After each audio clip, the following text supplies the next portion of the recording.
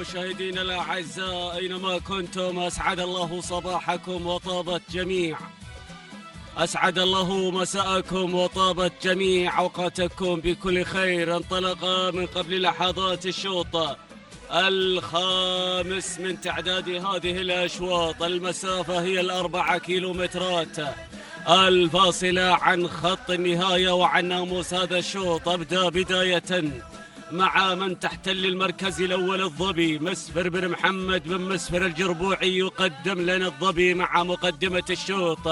المركز الثاني يتابع في سعيد بن عبد الله بن سعد بن مبارك السويدي، يقدم لنا في ثاني المركز الثالث. وصلت وهج حمد بن عبد الله القريصي، يقدم لنا وهج ثالثا. المركز الرابع وتابع الحضور كذلك من الشاهينية حمد بن سالم بن علي بن جهويل، يتقدم بتقدم الشاهينية إلى المركز الثالث. المركز الخامس أتابع الحضور والانطلاق من قبل نقم. وصلت كذلك هنا الحاضرة هنا خيرة عتيق بن فاران بن عتيق البريدي، يقدم لنا خيرة خامسا. هكذا مشاهدينا الأعزاء هي معطياتنا الأولى لهذا المسار ولهذا الشوط بالتحديد، وما زالت البداية ومقدمة الشوط مع الظبي مسفر بن محمد بن مسفر الجربوعي بن محميد. يتقدم الأسماء بتحركات الظبي مع المركز الأول. تليها ثانيا أتابع الحضور والانطلاق من قبل شقرة سالم بن سعيد بن ناصر المنهالي، يقدم شقرة من تأتي ثانيا مع ثاني التحديات. المركز الثالث الوصول والانطلاق من قبل في سعد بن عبد الله السويدي، يقدم لنا في المركز الثالث. أتابع الحضور من قبل وهج حمد بن عبد الله القريصي، يقدم لنا وهج في هذه اللحظات. المركز الخامس وصلت هنا خامسا واندفعت في هذه اللحظات. الله يوصل نقم لسالم بن راشد بن عبدان، هكذا للمرة الثانية. وعودة إلى بن محميد مع الظبي من تتقدم مع مقدمة الشوط. ما زالت السيطرة مع بن محميد، يتقدم الأسماء. المركز الثاني شعار السويدي، المركز الثالث وهج القريصي، المركز الرابع وتابع الحضور والانطلاق في هذه اللحظات من قبل نقم بن عبدان. المركز الخامس الله يا رحى عبد الله بن ناصر العيدة، يقدم لنا رحى.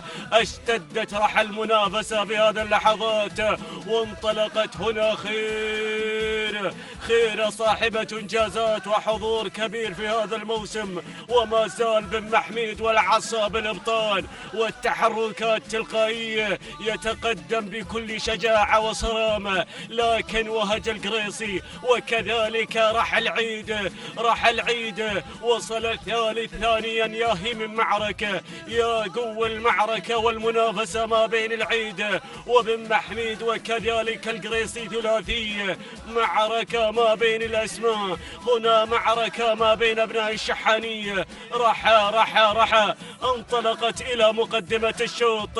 عبد الله بن ناصر العيد يتقدم بإنجازاته، يتقدم بحضوره الكبير والطاقي في هذا الموسم ليقدم لنا رحى. المركز الثالث الثاني هنا الحضور من قبل الظبي مسفر بن محمد بن محميد الجربوعي ووهج القريصي. وصلت كذلك، بدأت السرعة وبدأ الحضور من قبل وهج القريصي في هذه اللحظات هنا. وكذلك خير بن قريعياتي ثالثا. الله الله الله الله. المركز الرابع هنا قرار علي بن عبد الهادي القيثاني، يقدم لنا قرار. الأربعة الأسماء الحاضرة. المعركة ما قبل خط النهاية. لمن هذا الفوز؟ لمن هذا الانتصار؟ راحت وروحت هنا مع مقدمة الشوط والضغط هنا من قبل وهج القريصي القريصي، كذلك خيرة البريدي. لمن الفوز؟ لمن الانتصار؟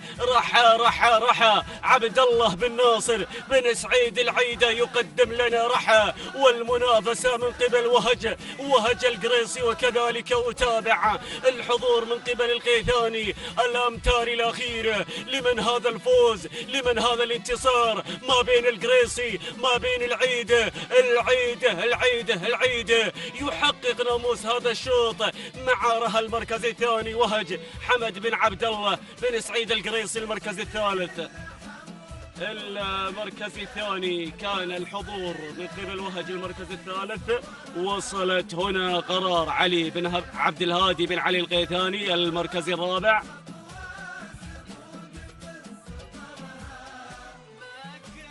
إذن مشاهدينا الأعزاء، تابعنا وإياكم هذا الشوط. فحضرت رحى لعبد الله بن ناصر بن سعيد العيدة من أثبت التواجد في هذا الموسم وتألق. إذن رحى لعبد الله بن ناصر بن سعيد العيدة هي بطلة هذا الشوط وهي النجمة في هذا المساء وفي هذا الشوط. 6 دقائق 6 ثواني 39 ثانية. المركز الثاني كان الحضور من قبل وهج حمد بن عبد الله بن سعيد القريصي. التوقيت الزمني 6 دقائق 6 ثواني 92 جزءا من الثانية. هكذا هو توقيت وهج. أما المركز الثالث كان من نصيب قرار علي بن عبد الهادي بن علي القيثاني. التوقيت الزمني 6 دقائق 8 ثواني 21 جزءا من الثانية.